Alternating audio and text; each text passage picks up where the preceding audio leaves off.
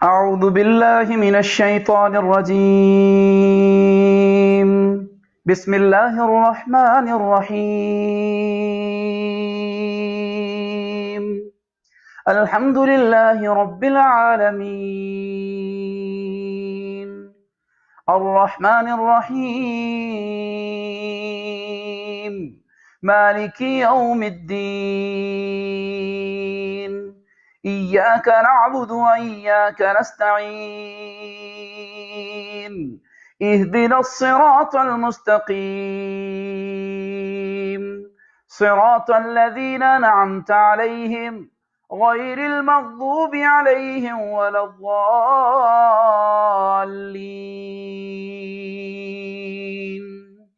آمين. اللهم صل على محمد وعلى آل محمد كما صليت على إبراهيم وعلى آل إبراهيم إنك حميد مجيد. اللهم بارك على محمد وعلى آل محمد كما باركت على إبراهيم وعلى آل إبراهيم إنك حميد مجيد. ربنا آتنا في الدنيا حسنة وفي الآخرة حسنة وقنا عذاب النار. صدق الله العظيم. اللهم يسر ولا تعسر وتمم بالخير. اے اللہ، حضور نبی کریم صلی اللہ علیہ وآلہ وسلم پر، ان کی آل اور اولاد پر، ان کے صحابہ پر رحمتوں کا مزید نزول فرما۔ اور اے اللہ، حضور نبی کریم صلی اللہ علیہ وآلہ وسلم کے مقام اور مرتبے کے اندر، ان کی شان و شوقت کے اندر، ان کے وقار کے اندر مزید برکت عطا فرما۔ اے اللہ، حضور نبی کریم صلی اللہ علیہ وآلہ وسلم پر ایمان لانے والی اس امت کے ایمان کے اندر، اس امت کے تقوی کے اندر، اس امت کے حلم اور بردباری کے اندر، اس امت کے شوق شہادت، شوق دین کے اندر مزید برکت عطا فرما۔ انک حمید مجید، بے شک تو ہی برکتوں والا ہے اور تو ہی عظمتوں والا ہے۔ نہایت ہی قابل احترام ناظرین گرامی قدر، ہم اللہ تبارک و تعالیٰ کا شکر بجا لاتے ہیں کہ جس کی خصوصی توفیق سے اور اس کی خصوصی نصرت اور اس کی مدد سے آج یہ ممکن ہوا کہ ہم نے اس بھاری ذمہ داری کا بیڑا جو ہے وہ آپ لوگوں کے تعاون اور دعاؤں سے الحمدللہ اٹھایا ہے۔ انشاءاللہ العزیز، یہ جو سلسلہ ہم نے شروع کیا ہے، یہ سلسلہ اللہ کی توفیق اور اس کی نصرت اور اس کی تائید اور اس کی پیدا کردہ سہولت کے پیش نظر انشاءاللہ العزیز پورے قرآن مجید کے ترجمہ اور تفسیر اور اس کے اہم نکات اور اس کے اہم موضوعات پر مشتمل رہے گا، اور ہم کوشش کریں گے کہ انشاءاللہ العزیز ہم 20 مئی تک اس دورہ قرآن کو اور اس تفسیر قرآن کو مکمل کریں۔ آج چونکہ جس طرح کے پہلے فیس بک کی پوسٹ کے ذریعے سے اور باقی دوسرے ذرائع کے ذریعے سے یہ پروپیگیٹ کیا گیا اور یہ اناؤنس کیا گیا تھا اور اس کی تشہیر اور تبلیغ کی گئی تھی کہ انشاءاللہ العزیز آج ہم سورہ فاتحہ کو پڑھنے کی کوشش کریں گے، اور اس کے اندر موجود اہم نکات اور اس کے جو ٹریئرز ہیں، اس کے جو خزانے ہیں، اس کے جو موتی ہیں، اس کے اندر جو گوہر اور لال ہیں، ہم ان کو اپنے دامن کے اندر سمیٹنے کی کوشش کریں گے۔ انشاءاللہ العزیز ہم سورہ فاتحہ کو پڑھیں گے۔ جس طرح کہ آپ لوگ عمومی طور پہ یہ بات پہلے سن چکے ہیں کہ سورہ فاتحہ مکی صورت ہے، یعنی آپ حیران ہوں گے کہ سورہ علق، سورہ مزمل اور سورہ مدثر کے بعد سب سے پہلی مکمل اترنے والی صورت یہ مکہ میں حضور نبی کریم صلی اللہ علیہ وسلم پر اوائل ہی میں نازل ہو گئی تھی۔ حضور صلی اللہ علیہ وسلم کے ابتدائی نبوت کے زمانے کے اندر ہی اللہ تبارک و تعالیٰ نے اس کو نازل کیا تھا، اور سورہ علق، سورہ مزمل اور سورہ مدثر کے بعد مکمل طور پر اترنے والی صورت وہ یہی صورت ہے جسے سورہ فاتحہ کے نام سے یاد کیا جاتا ہے۔ سورہ فاتحہ کے اور بھی کئی نام آئے ہیں، اور سورہ فاتحہ کا ایک نام جو بنیادی طور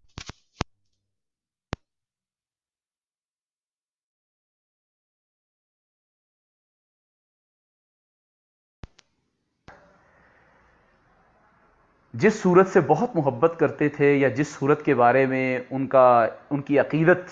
زیادہ بڑی ہوتی تھی، ان کے بارے میں ان کا یہ وتیرہ اور ان کا یہ مزاج اور یہ عادت ہوتی تھی کہ وہ لوگ اس صورت کے اور بھی خوبصورت نام ایجاد کرتے تھے اور رکھتے تھے، اور حضور نبی کریم صلی اللہ علیہ وسلم ان ناموں پر سند فرماتے تھے۔ حضور صحابہ نے جو سورہ فاتحہ کے اور نام رکھے ان میں سے ایک نام سورہ فاتحہ کا القافیہ بھی ہے۔ اسی طرح سورتوں کے باقی ناموں میں سے، سورہ فاتحہ کے باقی ناموں میں سے ایک نام الشافیہ ہے، ام القرآن ہے، اساس القرآن ہے۔ اور اسی طرح اللہ تبارک و تعالیٰ نے قرآن مجید کے اندر جہاں پر یہ جتلایا ہے کہ میں نے تمہیں قرآن مجید دیا ہے، وہیں پر حضور نبی کریم صلی اللہ علیہ وسلم کو فرمایا کہ میں نے قرآن مجید کے ساتھ پیرالل اس کے فوراً بعد فرمایا کہ میں نے تمہیں 7 مثانی 7 قیمتی تحفے دیے، اور اس سے مراد مفسرین سورہ فاتحہ ہی مراد لیتے ہیں۔ اسی لیے سورہ فاتحہ کی اہمیت بہت اہم ہے۔ آپ خوب جانتے ہیں کہ حضور نبی کریم صلی اللہ علیہ وسلم اس کو دم درود کے لیے بھی، اس کو کسی کی شفا کے لیے بھی، کسی کے درد کے لیے بھی استعمال کرتے تھے، کہ جو کوئی بیمار بھی حضور نبی کریم صلی اللہ علیہ وسلم کی خدمت اقدس میں آتا تو حضور نبی کریم صلی اللہ علیہ وسلم اپنے ہاتھ مبارک کو اس کی درد والی جگہ پر رکھنے کے بعد سورہ فاتحہ کی تلاوت فرمایا کرتے تھے۔ اسی لیے بہرحال اس کے یہ تمام نام متداول ہیں، معروف ہیں، آپ لوگ بہت بخوبی اس سے آگاہ ہیں، اچھی طرح آپ جانتے ہیں، کتابوں میں موجود ہیں۔ اسی لیے اس پیرائے کے اندر اور اس اسلوب میں بات کرنے کے لیے اور اس انداز میں بات کرنے کے لیے یا اس کے مزید فضائل بیان کرنے سے بہتر ہوگا کہ ہم اپنا زیادہ وقت اس بات پر صرف کریں اور اس بات پہ یوٹیلائز کریں، خرچ کریں کہ سورہ فاتحہ ہم سے کس بات کا تقاضا کرتی ہے، سورہ فاتحہ کا فلسفہ کیا ہے۔ پورے قرآن مجید کے اندر سورہ فاتحہ کا اصل مقام اور سٹیٹس کیا ہے، آخر کیا وجہ ہے کہ سورہ فاتحہ جو ہے اسے اللہ تبارک و تعالیٰ نے چوتھی پانچویں وحی کے طور پر مکمل صورت کے طور پر نازل کیا، اور حضور نبی کریم صلی اللہ علیہ وسلم نے اپنے صحابہ کو یہ حکم دیا کہ آپ اس صورت کو ترتیب کے اعتبار سے قرآن مجید کی سب سے پہلی صورت بنا دیجیے۔ آخر کیا وجہ ہے کہ سورہ فاتحہ قرآن مجید کی سب سے پہلی صورت کیوں قرار پاتی؟ اسی لیے بجائے اس کے کہ ہم قرآن مجید کی تفہیم اور اس کی جو فہم ہے اس کے اندر ہم اس بات کے اوپر زیادہ وقت خرچ کریں کہ حضور نبی کریم صلی اللہ علیہ وسلم نے اس کے کیا فضائل بیان کیے ہیں، جو بہت مبارک عمل ہے کہ حضور نبی کریم صلی اللہ علیہ وسلم کی احادیث مبارکہ سے سورہ فاتحہ کے فضائل کو سمجھنا۔ لیکن چونکہ وہ بچے کو پتہ ہے، سورہ فاتحہ بچے کو یاد ہوتی ہے، لیکن اصل بات بنیادی طور پہ یہ ہے کہ ہمیں یہ سمجھنے کی ضرورت ہے کہ سورہ فاتحہ آخر پہلے نمبر پہ کیوں رکھی گئی ہے۔ اہم بات سمجھنے کی ہے کہ سورہ فاتحہ بنیادی طور پر اتنی امپورٹنٹ کیوں ہے کہ ہم روزانہ کی بنیاد پر اپنی نمازوں کے اندر 17 دفعہ اس کو پڑھتے ہیں۔ یعنی اگر کوئی آدمی صرف فرض رکعات کو جاننا چاہے تو سچی بات یہ ہے کہ فرض رکعات فجر، ظہر، عصر، مغرب اور عشاء کی جو فرض رکعات بنتی ہیں وہ 17 ہیں، 17۔ ان 17 رکعات کے اندر ہم سورہ فاتحہ کو 17 دفعہ پڑھتے ہیں۔ لیکن غور کرنے کی ضرورت ہے کہ اترنے والی سب سے پہلی سورہ علق ہے، اقرا بسم ربک الذی خلق، لیکن اللہ تبارک و تعالیٰ نے اور حضور نبی کریم صلی اللہ علیہ وسلم نے سورہ علق کو نمازوں کے اندر لازمی قرار دینے کی بجائے سورہ فاتحہ کو نمازوں کے اندر جو ہے وہ ضروری سمجھا ہے۔ آخر کیا وجہ ہے؟ ایک بندہ مومن صبح سے شام تک، صبح اٹھتا ہے تو پہلا کام نماز کرتا ہے، شام جب بستر پہ جاتا ہے تو اس سے پہلے نماز پڑھتا ہے، صبح بھی ایک سورت پڑھتا ہے، اسے سورہ فاتحہ کہتے ہیں، اور شام عشاء کے وقت بھی سورہ فاتحہ پڑھتا ہے۔ اسی لیے بنیادی طور پر اتنی امپورٹنٹ اور اتنی اہم سورت کی جو فلسفی ہے وہ سمجھنے کی ضرورت ہے، وہ فلسفہ سمجھنے کی ضرورت ہے کہ آخر کیا وجہ ہے۔ اسی لیے بنیادی طور پر سورہ رحمان کو سمجھنے سے پہلے اور اس کے مضامین کی طرف جانے، اس کے ٹاپکس، اس کے ٹریلز کی طرف جانے سے پہلے ہم چاہیں گے کہ سورہ فاتحہ کو ہم مختصر انداز میں اگر بیان کریں تو سورہ فاتحہ در حقیقت بنیادی طور پر مشن سٹیٹمنٹ، یہ جیسے ویژن سٹیٹمنٹ کہا جاتا ہے آف قرآن ہے۔ سورہ فاتحہ در حقیقت پورے قرآن مجید کی، بلکہ انسان کی، بلکہ مسلمان کی یہ مشن سٹیٹمنٹ ہے، یہ ویژن سٹیٹمنٹ ہے بنیادی طور پر جو قرآن مجید کی ہے۔ یعنی قرآن مجید کیا پیٹرن آف لائف سیٹ کرے گا، قرآن مجید کس طرح کا نظام زندگی دینا چاہتا ہے، اس نظام زندگی کا سینٹر آف گریوٹی کیا ہوگا، اس نظام زندگی کا قطب نما کیا قرار پائے گا، اس نظام زندگی کے اندر مرجع ہدایت کیا ہوگا، उस कुरान मजीद के अंदर वो कौन सी कुव्वत होगी, कौन सी कुव्वत है जिसको मुतारिफ को। इसीलिए बुनियादी तौर पर कुरान मजीद की विजन स्टेटमेंट, कुरान मजीद का जो मिशन स्टेटमेंट है, जिसे कुरान मजीद का नुक्ता नजर कह लें आप, तो कुरान मजीद का नुक्ता नजर जो है वो बुनियादी तौर पर सूरह फातिहा है, कि जिसको अल्लाह तबारक व तआला ने बुनियादी तौर पर नादल किया, मुकम्मल सूरत के तौर पर बिल्कुल इब्तिदाई दौर के अंदर, तीसरी और चौथी वही के अंदर इसको नादल फरमा दिया। और हुजूर नबी करीम सल्लल्लाहु अलैहि वसल्लम ने हुक्म दिया कि आप इस सूरह फातिहा को कुरान मजीद की इब्तिदाई सूरत के तौर पर पहले नंबर पर रखिए। और फिर अहम बात यह है कि नमाज के अंदर भी उस विजन स्टेटमेंट को हमारे दिमाग के अंदर, हमारी कॉन्टिन्यूस हैमरिंग के लिए मुसलसल अल्लाह तबारक व तआला ने हुजूर नबी करीम सल्लल्लाहु अलैहि वसल्लम के जरिए हमें बताया कि सूरह फातिहा के अंदर जो ट्रेजर्स हैं, जो खजाने हैं, जो मिशन स्टेटमेंट है, जो नस्बुलैन है, जो नुक्ता नजर है, बुनियादी तौर पर वो तुम्हारी नजरों के सामने, तुम्हारी आंखों के सामने हर वक्त रहना चाहिए। इसीलिए बुनियादी तौर पर अगर कहा जाए तो सूरह फातिहा दर हकीकत बंदा मोमिन की, बंदा मुसलमान की, कुरान मजीद की दर हकीकत विजन स्टेटमेंट है और होनी भी चाहिए। यानी कुरान मजीद की विजन स्टेटमेंट है। हम इंशाअल्लाह अज़ीज़ जब इसकी आयात को पढ़ने की कोशिश करेंगे और उससे सीखने की कोशिश करेंगे तो हमें यह इल्म होगा कि यह कुरान मजीद की वाक़अतन विजन स्टेटमेंट है। लेकिन इसके साथ साथ बंदा मोमिन को भी यह तस्लीम कर लेना चाहिए कि जिस कुरान पर वो ईमान लाता है, जिस तरह सूरह फातिहा उस कुरान मजीद की विजन स्टेटमेंट है, बिल्कुल इसी तरह उस बंदा मोमिन को चाहिए और बंदा मुस्लिम को चाहिए कि वो भी अपनी जिंदगी की मिशन स्टेटमेंट, अपनी जिंदगी का नुक्ता नजर, अपनी जिंदगी का नस्बुलैन, अपनी जिंदगी का जो है मिशन स्टेटमेंट और विजन स्टेटमेंट भी सूरह फातिहा को करार दे दे और उसके ट्रेजर्स को अपने दामन में भरने की कोशिश करे। इसीलिए बुनियादी तौर पे जब हम मिशन स्टेटमेंट और विजन स्टेटमेंट कहते हैं या नुक्ता नजर कहते हैं इसको कुरान मजीद का, और जब सूरह फातिहा को हम कहते हैं कि ये बुनियादी तौर पे मरकजी ख्याल है,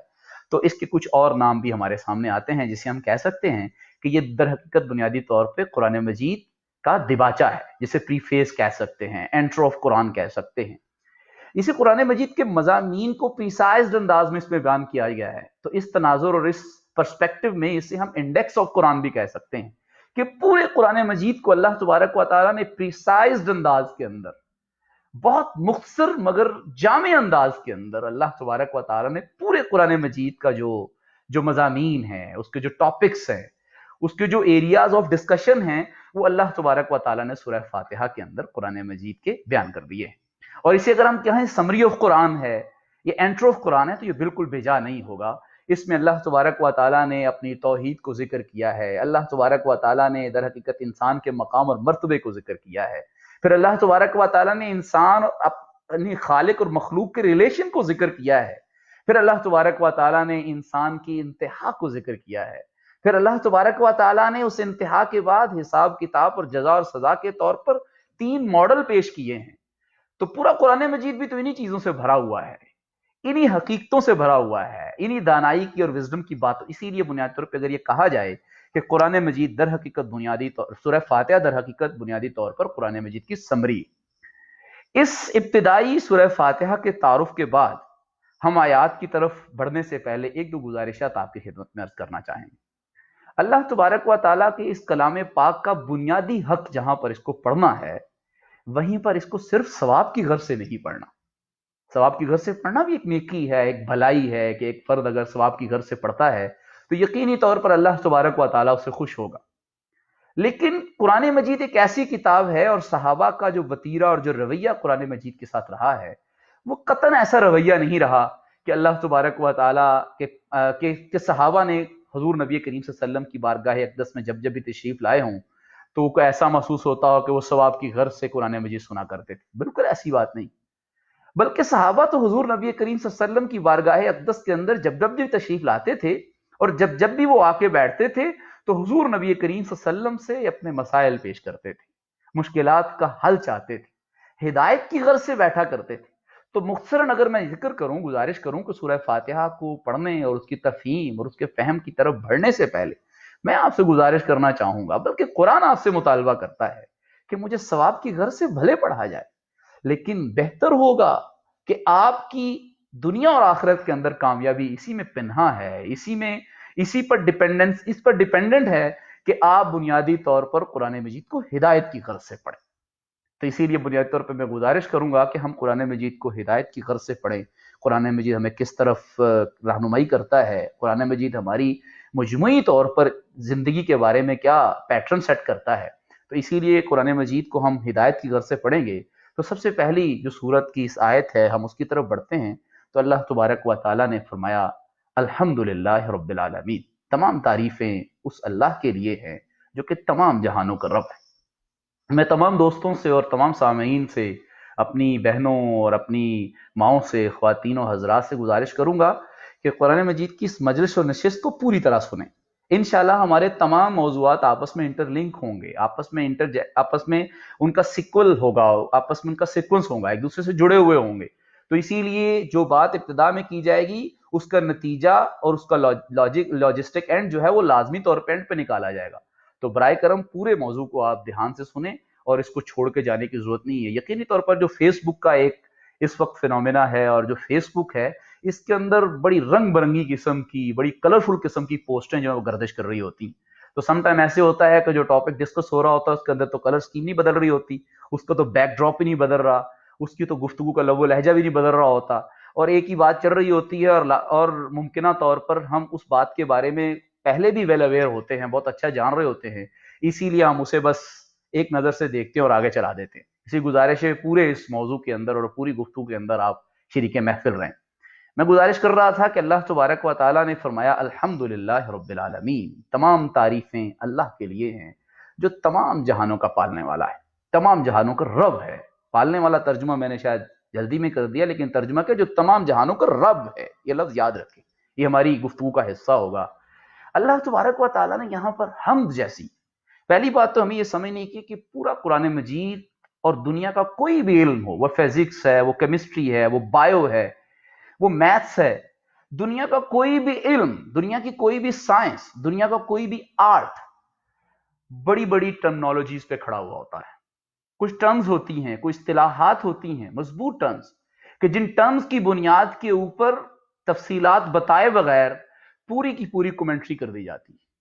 باقی ضرورت محسوس ہی نہیں کی جاتی کہ اب ٹرمز کے بعد مزید بھی بولنا ہے کہ نہیں بولنا، بٹ ٹرمز میں بات کی جاتی ہے. بالکل اللہ تبارک و تعالیٰ کا یہ پاک کلام جسے قرآن مجید کہتے ہیں، یہ بھی در حقیقت بہت سٹرونگ ٹرمنالوجیز پہ کھڑا ہوا ہے. اس میں سے ایک ٹرم حمد کی ٹرم ہے، تو اللہ تبارک و تعالیٰ. دوسری ٹرم رب کی ٹرم ہے. اسی طرح جب آگے بڑھتے جائیں گے تو اس صورت کے اندر اللہ تبارک و تعالیٰ نے بہت سٹرونگ، بہت مضبوط، بہت براڈ پرسپیکٹو، جامع اور وسیع المانی قسم کی اصطلاحات اور ٹرمنالوجیز کو یوز کیا ہے اور استعمال میں لایا ہے. اصل میں اس وقت بنیادی طور پہ جو مسئلہ ہے امت کا بنیادی مسئلہ اور امتوں کے عروج و زوال کے اندر جو بنیادی نقص پیدا ہوتا ہے، ان کے عروج کے اندر جو بنیادی سیکرٹ ہوتا ہے اور ان کے زوال کے اندر جو بنیادی نقص اور ڈیفیشنسی پیدا ہوتی ہے، وہ یہ ہوتی ہے کہ ان کے علوم کی وہ ٹرمز کہ جن کے اوپر ان کا پورا فلسفہ زندگی کھڑا ہوتا ہے، جن کے اوپر ان کی پوری تہذیب کھڑی ہوتی ہے، تمدن کھڑا ہوا ہوتا ہے، وہ ٹرمز در حقیقت دھندلا جاتی ہیں، گڑبڑا جاتی ہیں. در حقیقت ان کے معنی اور مفہوم جو محدود ہو جاتے ہیں. در حقیقت ان کو لیپا پوتی سے ان کو ڈیل کیا جاتا ہے. اسی طرح اس وقت امت مسلمہ کی ذلت، اس کی زبوں حالی، اس کی بحرانی کیفیت، اس کے کرائسس کی بنیادی وجہ جو بنتی ہے وہ کیا بنتی ہے کہ در حقیقت قرآن مجید جن اصطلاحات کے اوپر اور دین اسلام جن اصطلاحات کے اوپر کھڑا ہوا، ان اصطلاحات کو ہم نے محدود کر دیا ہے اپنے کم علمی کی وجہ سے، کم فہمی کی وجہ سے، ہچکچاہٹ کی وجہ سے، دنیا کے پریشر اور مفادات کی وجہ سے. دنیا گلوبل ولیج بن گئی ہے، اسی لیے ہم نے دین کی اس بنیادی فنڈامنٹل ٹرمنالوجیز کو ان کی وسعتوں سے محروم کرتے ہوئے ہم نے ان کو محدود کر دیا. اس میں سے ایک اصطلاح در حقیقت حمد کی اصطلاح بھی ہے. ہم در حقیقت بنیادی طور پہ جو ہم عمومی تعارف میں لیتے ہیں وہ بنیادی طور پہ لے لیتے ہیں تعریف کرنا. حالانکہ حمد کا بنیادی مطلب تعریف ہی نہیں ہے بلکہ شکر بجا لانا بھی ہے. اسی لیے جب ہم اس کا ترجمہ کریں گے الحمدللہ تو صرف یہی ترجمہ نہیں کریں گے کہ تمام تعریفیں اللہ کے لیے ہیں،